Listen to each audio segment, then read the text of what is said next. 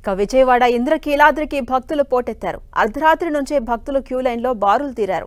ఇవాళ మూలా నక్షత్రం కావడంతో భక్తులు భారీ సంఖ్యలో తరలి వస్తున్నారు. దాదాపు ఇవాళ ఒక్కరోజే 3 లక్షల మంది వస్తారని అధికారులు అంచనా వేస్తున్నారు. ఇందుకు తగ్గట్టుగా ఏర్పాట్లు జరిగాయి. ఈ రోజు అమ్మవారి జన్మ నక్షత్రమైన మూలా నక్షత్రం సందర్భంగా అమ్మవారు చదువుల తల్లిగా కనిపిస్తారు. అంతేకాదు కనకదుర్గ అమ్మవారి జన్మ నక్షత్రం కూడా మూలా నక్షత్రమే.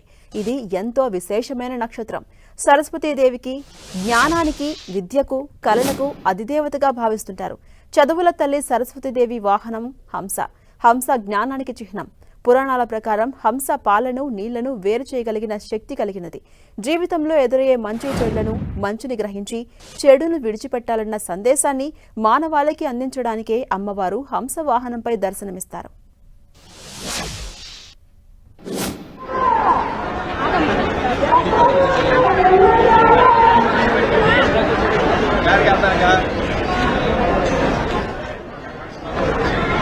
విజయవాడ ఇంద్రకీలాద్రికి భక్తులు భారీ సంఖ్యలో తరలి వస్తున్నారు. అర్ధరాత్రి నుంచే భక్తులంతా క్యూ లైన్లలో వేచి చూస్తూ ఉన్నారు అమ్మవారిని దర్శించుకునేందుకు.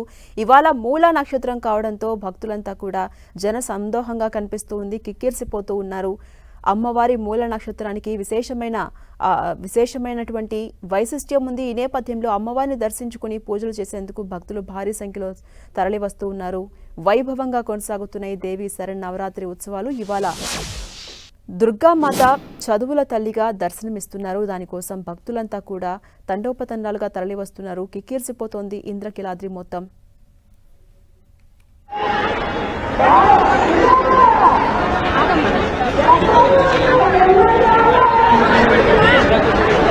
क्या